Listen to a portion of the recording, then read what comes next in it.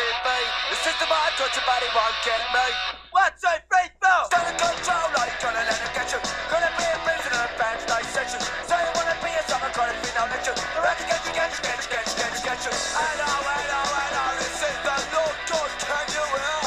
Hellfire and damnation, what I've done for you down there.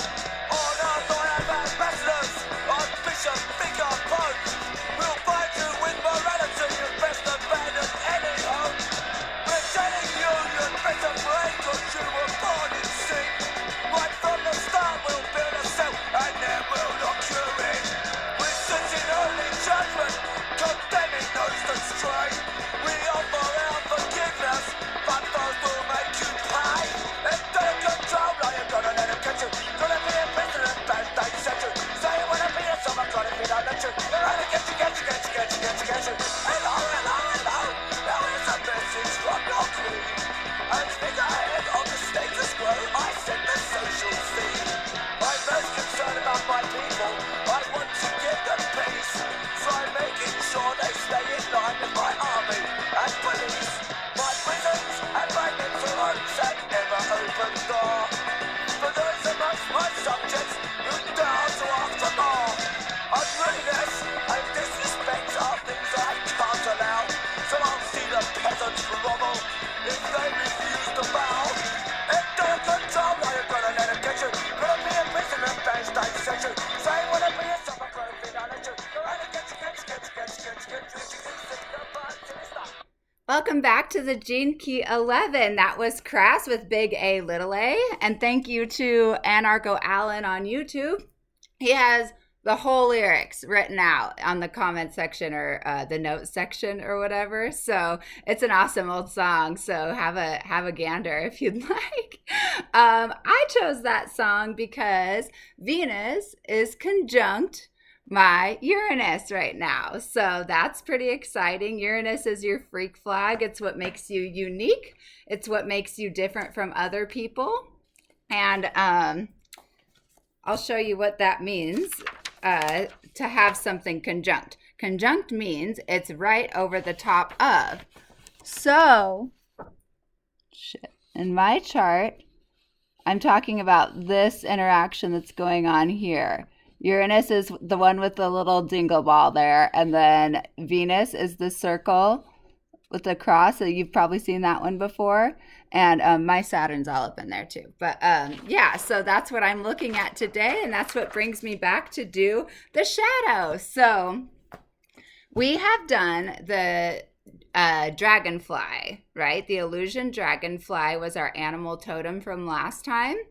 And so now we are going to dive a little bit deeper, and we're going to go into the shadow of it. So if you want to grab your chart, if you don't already have your human design chart, you can go to jovianarchive.com, type in your birth date, time, and place, and it will generate one for you. So you'll have a copy of it there. I have mine laminated because I tend to do expo marker stuff to it, which is really convenient. But what we're talking about today is going to be the gate 11, which is in the Ajna center here, and in the earth position, which is what would complete this entire channel of curiosity, we have the earth. So we are evolving in the 56 with the earth. And we have Venus here. And Venus oftentimes brings gifts. This is about how we show up in relationship to one another. It's about relating and relationship to each other, especially in your connections with females. Or the divine feminine, the connection you have with that, with Mother Earth, would be a really appropriate time for rituals involving that, because it is evolving how we tell our story, right? How we tell our story and relate to each other through storytelling is what that channel's all about. So the 56 is my midheaven point. So that's kind of like a career point, or your heart work, your life work. So I'm excited to do this today, and we are doing the shadow, and we are going to start that here in the gene keys in just a moment. But I just wanted to mention lately I've been keeping track of the tarot of the day and looking at the birthday book just for the overall flavor of the day. So today we have the day of the heavyweight, uh, which has keynotes of independent, forceful, and expressive, dominating, isolated, and uncooperative. So we have a Saturn ruled day. Saturn rules boundaries, father time, how we spend our time, how we spend our energy.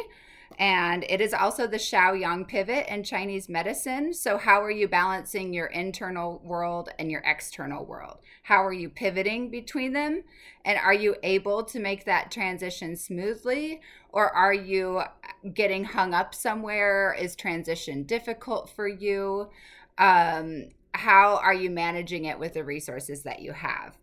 So, we have quite the lineup today. Usually I just pick like one or two birthdays just to get an idea of the energies of the day. But today we have Muhammad Ali, Al Capone, Vidal Sassoon, Betty White, and I think this is, I can't tell if it's Marcel. I would have to recheck it, but Marcel Petiot. She was this nurse that killed like 67 of her patients. Wild, right? Okay, so she was fascinating. So the meditation is there's room for many stars in the firmament. So I'm sharing with you a card from the Ethereal Visions deck by Matt Hughes. And today is the star. We have the star. Isn't she pretty?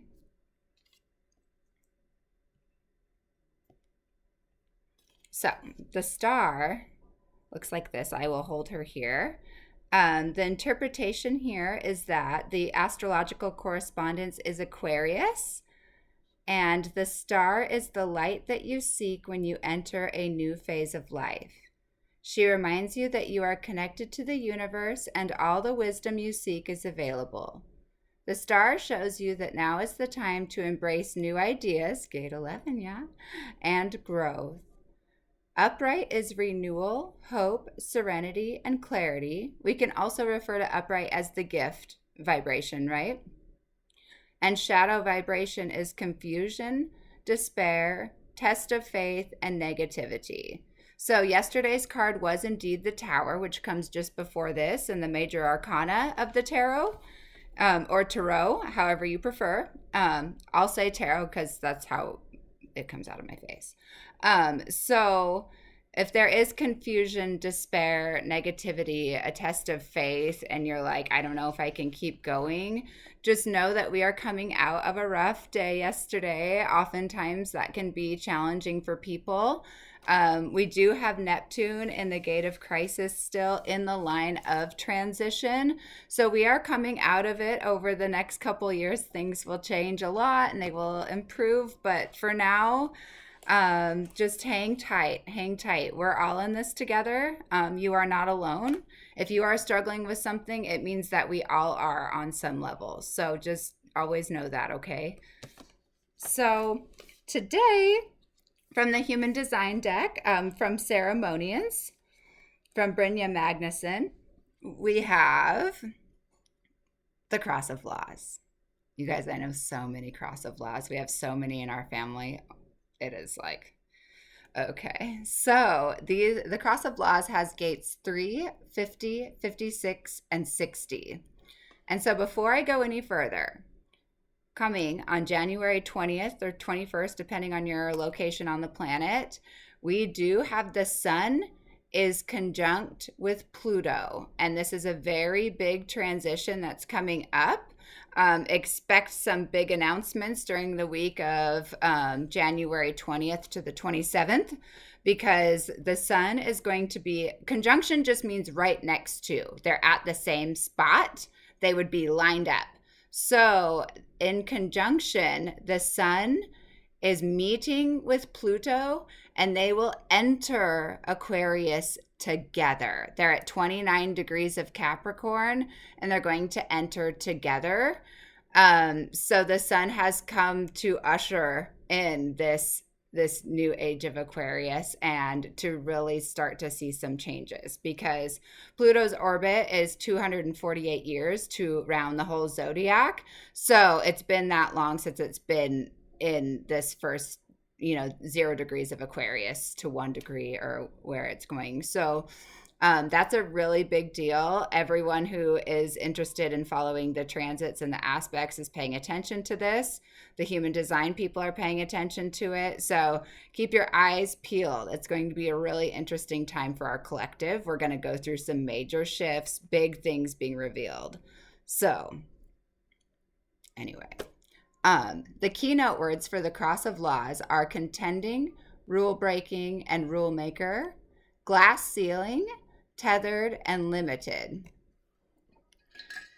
This cross deals in making, breaking, testing, and destroying laws.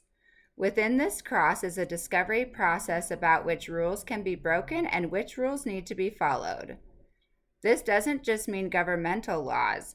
This can be household rules, moral codes, cosmic law, natural law, or tribal tradition. There is resistance against established rules in this cross.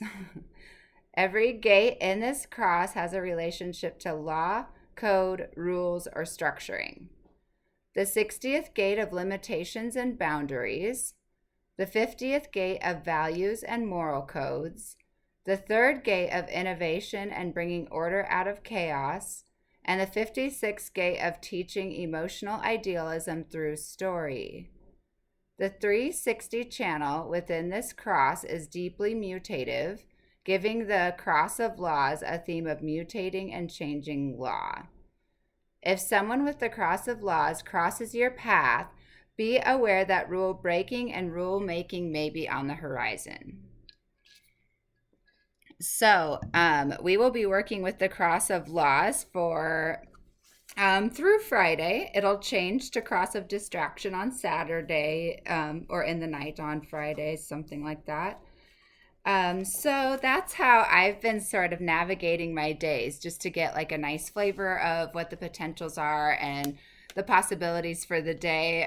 Honestly, I like to check the moon because I want to know what type of moodiness may be present in the day in me and in other people, so that I'm not taking it personally. So that's really helpful.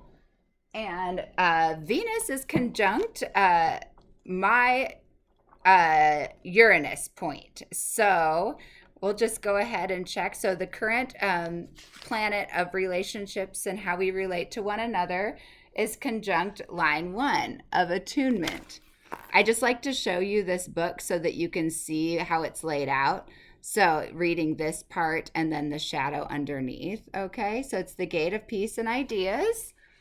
The physiology is the pituitary gland.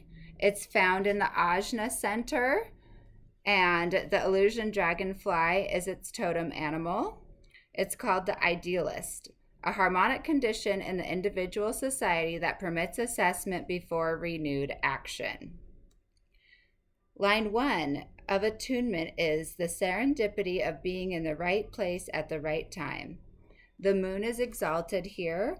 And because the moon is of a feminine nature and Venus is also of a feminine nature, we could go ahead and attribute the current Venus placement as being more of an exaltation than it would be a detriment or a shadow. So the nourishment derived from being with those who share the same goals and aspirations. The gift of finding those who will value your ideas. So in the detriment would be the planet of Mars. So that's our divine masculine, right? So that's something that's going to be, it's going to have the energy show up in more of a shadow vibration. So this same energy can be the fear of being anonymous, the sense that no one will value your ideas. So maybe that would prevent someone from sharing their ideas with others who might have embraced them, but due to that shadow, they weren't expressed. So that's sort of how that works. Excuse me. Okay, so this is the book that I read to you from, The Gene Keys, Embracing Your Higher Purpose by Richard Rudd. So we are going to go to the 11. And here we are going to read about the shadow. So we are on page 73 today. The 11th gene key, the light of Eden. Illusion dragonfly I have written here. So the programming partner is the 12th gene key, which is a Gemini placement. So this is a Sagittarian placement, and the opposite on the wheel is Gemini. So they counterbalance each other and are activated in opposition to one another. The physiology is the pituitary gland we already covered, and the codon ring is the ring of light, and that's gates 5, 9, 11, and 26. And the amino acid is threonine. And the shadow is obscurity, the fascist regime of the human ego. The 11th gene key will open you to a whole new world, the world of light. Indeed, it is this gene key that gives its name to the important genetic and chemical group known as the ring of light. This gene key concerns human vision, both internal and external. As such, it is deeply connected to the human eye and the way in which images are translated via the visual cortex into the brain as imagination. One of the most fascinating studies of light in all its potential can be seen through this genetic codon. The amino acid threonine programs your DNA through the 11th gene key. Threonine also codes for 3 other gene keys, the 5th, the 26th, and the 9th. Each of these 4 gene keys concerns a different code through which human beings are connected with light. At the highest level of consciousness, the 5th siddhi of timelessness shows how time can be brought to an end through its connection with light via the medium of space. This is why transcendence of the speed of light also leads to the transcendence of time and therefore space. The 26th siddhi of invisibility concerns the supernatural ability to manipulate the human perception of light through magnetism. And the 9th siddhi of invincibility invokes the laser-like focusing of light in order to dissolve your physical reality, thereby making you effectively omnipotent. Each of these 4 gene keys can be viewed through the lens of their shadow frequencies, which further illustrates how deeply human suffering is linked to your ability or inability to tap into the powers of clarity through the medium of light. In the case of the 11th shadow and gift, we are looking at the interface between light and the human mind. The 11th shadow places an interference frequency between light and the way in which the brain processes, translates, and communicates that light. I'm going to do that sentence one more time. The 11th shadow places an interference frequency between light and the way in which the brain processes, translates, and communicates that light. In other words, your whole experience of the world is pushed off kilter through the medium of the 11th shadow. It therefore represents the field of illusion, delusion, and obscurity. The great percentage of human beings on this planet lives within a very narrow band of light waves, which means that they do not see reality clearly. What most people think of as reality is a very dim and skewed view of the true reality. The 11th shadow greatly limits a very specific functioning of the right hemisphere of the human brain. That aspect of your mind that does not see patterns and facts through language and numbers, but grasps reality through the realms of, Once more. The 11th shadow greatly limits a very specific functioning of the right hemisphere of the human brain. That aspect of your mind that does not see patterns and facts through language and numbers, but grasps reality through realms of interconnected and intuitively grasped fractal images emerging from the deep recesses of the brain. The right hemisphere of the brain has long been seen as the feminine side of the brain. Yeah, we have Venus here too. It is the lateral thinking, intuitive, and artistic side of your mind. If you could see how deeply limited your perception of reality is without the full functioning of this feminine side of your nature, you would be enormously shocked. The 11th shadow of obscurity essentially places you inside a virtual reality, a construct created through a combination of programming via this 11th shadow and its programming partner, the 12th shadow of vanity. That's the fox. This reality is a total obscuration in which you can only view life through a certain very limited set of parameters. Here is how it works. Representing the feminine pole of the brain, the 11th shadow creates a field of fear within human beings. The images that flood your mind from the right side of the brain can neither be controlled nor do they appear to make sense. In most cases, they are relegated to a backwater of your brain where they emerge as secret fantasies, repressed dreams, emotional issues, and hidden agendas. The male-oriented left side of the brain, encapsulated in the 17th shadow, therefore becomes far more dormant since it uses logic as a means of controlling your reality.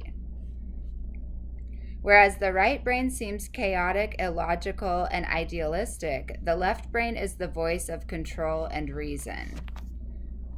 The next part of the story involves the programming from the other side of our genome through the 12th shadow. The 12th shadow programs through sound rather than light. It translates the abstract oriented reality of the 11th shadow into an inner language, a neuro-linguistic fabricated reality that you then project out onto the world. In the center of this virtual world sits the separate self, a controlled illusion held together by the fascist inner regime operating through an inner media that continuously manipulates you through the medium of light and sound. In other words, the 11th and 12th shadows only allow you to see and hear what they want you to see and hear. Uh-oh. If this sounds familiar to you, it is because our outer world has a tendency to mirror the inner reality.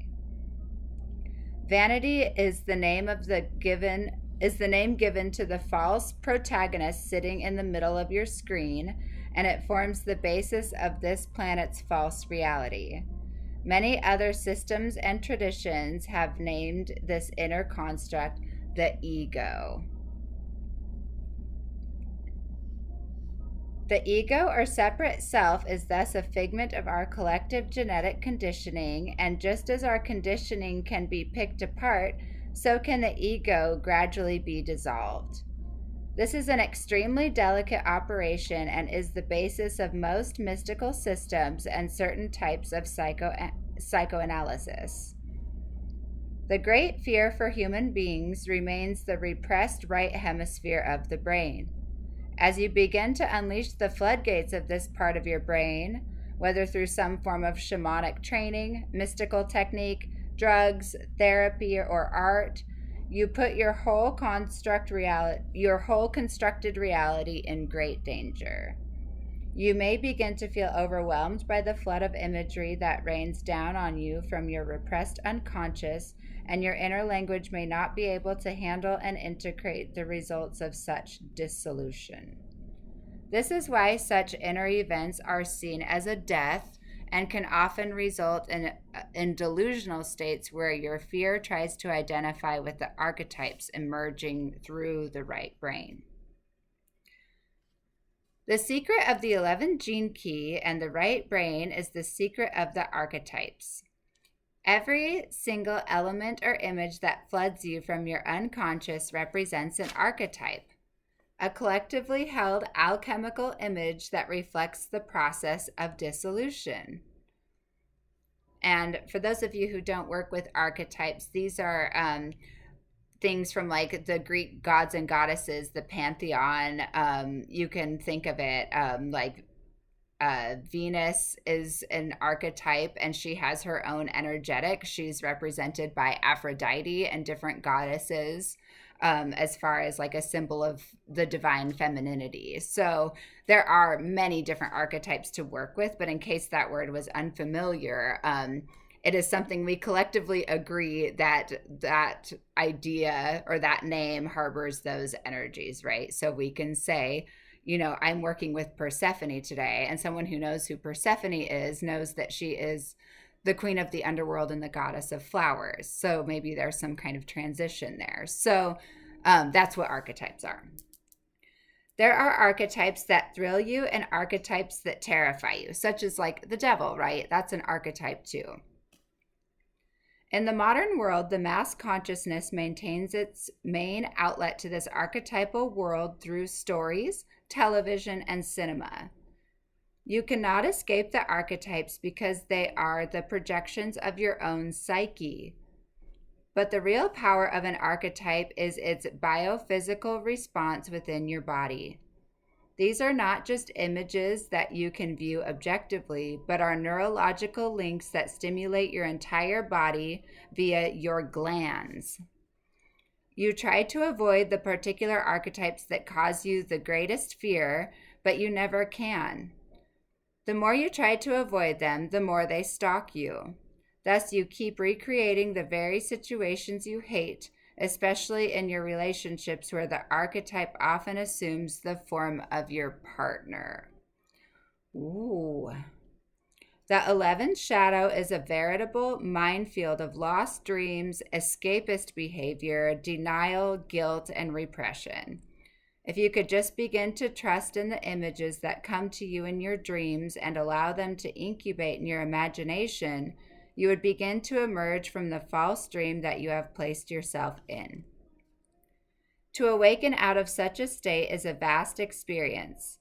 It is to step out of the illusion of the rest of the world and to tread a new kind of path that is at odds with the majority. It is the step that you must one day take to move from the 11th shadow and into the 11th gift. When you finally make this courageous inner leap, the dream that has been hidden inside you for so long shakes you awake and introduces you to a new and boundless horizon. So the repressive nature is fantasizing. When the archetypal imagery of the right brain is repressed, it turns inward and creates a world of fantasy. There is nothing wrong with fantasy so long as it finds a healthy and creative outlet. But in most cases, it does not find such an outlet. The foundation of repression is fear, and when this fear is not embraced, it creates an enormous drain on our whole body and being. Unlived lives gradually drain this physical energy from the body, leading to all manner of physical health problems. Even worse than this, inner fantasies that do not find a creative outlet block us from following our true destiny. Our destiny is always hidden away behind these fantasies. The longer we hold them within, the more twisted they become until what began as a simple archetype becomes perverted into a much darker form. Until we can own responsibility for such a form, we cannot release the creative power that lies within us. So the reactive nature is diluted. The reactive nature, rooted in denial and anger, turns the inner fantasy into a projection field and tries to manifest it in the world. If the anger were embraced and the deeper fear owned, the archetypes within us would indeed manifest in the world. But the reactive nature never allows this. Reactive natures use the outer world to hide from what lies within them. These are the kind of people who have a great idea in their minds, but they never manifest it.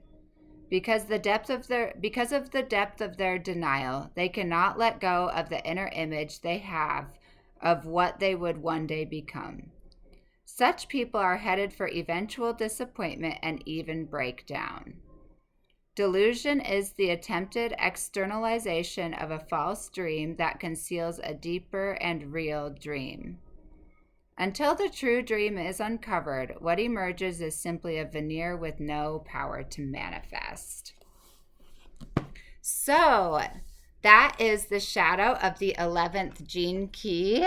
And don't you worry, dears, I won't just leave you with the shadow. I'm going to remind you that we have the dragonfly, and the key words for that illusion dragonfly are reality, elementals, so all the fairies and the fae folk, and reprogram, belief systems, brainwash, and disharmony.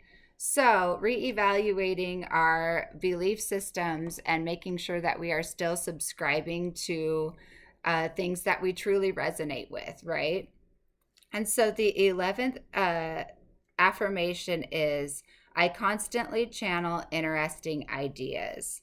So before we go thinking that every idea deserves that kind of attention, we want to make sure that we are operating from a place of, from a place that is not born of fear, right? So if an idea is a response to something you're afraid of, or you have an idea to avoid consequences, make sure that what you're doing is correct for you and you're not doing it out of fear of how someone else might respond, right? Especially with this Venus placement being there. It has a lot to do with how we relate to each other.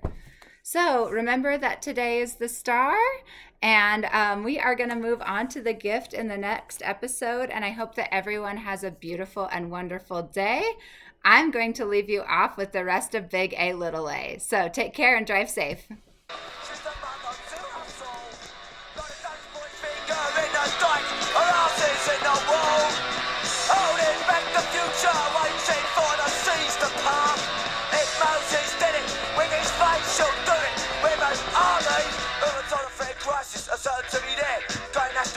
No matter what I wear, palace for king and queen, smash for the rich, protect for the wealthy, defense of privilege. They've learned the ropes tonight, against civil war, fighting for the ruling class, and their battle was not part. So I just an island, it's an island of mine.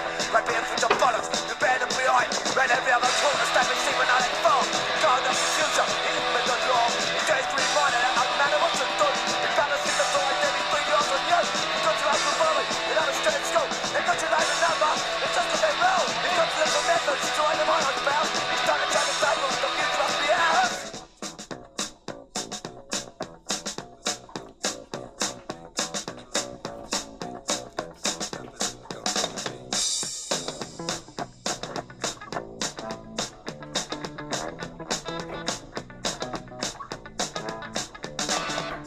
Be exactly who you want to be. Do what you want to do. I'm he and she is she, but you're the only you. No one else has got your eyes, can see the things you see. It's up to you to change your life, and my life's up to me. The problems that you suffer from are problems that you make. The shit we have to climb through is the shit we choose to take. If you don't like the life you live, change it now is yours. Nothing else affects if you don't recognise the cause. If the program's not the one you want, get up, turn off the set. It's only you that can decide what life you're going to get. If you don't like religion, you can be the Antichrist. If you're tired of politics, you could be an anarchist. But no one ever tried to jump a bullet down the staple. You'll never be the system, but for me never take. Take the test of my defense, nothing like the people you must live to one.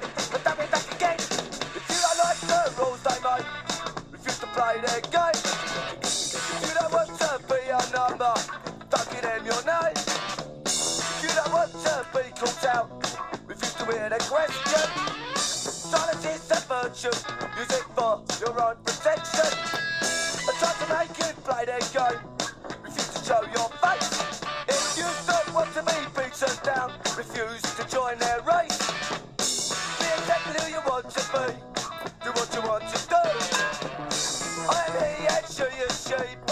You're the only you. Have a good day, everybody.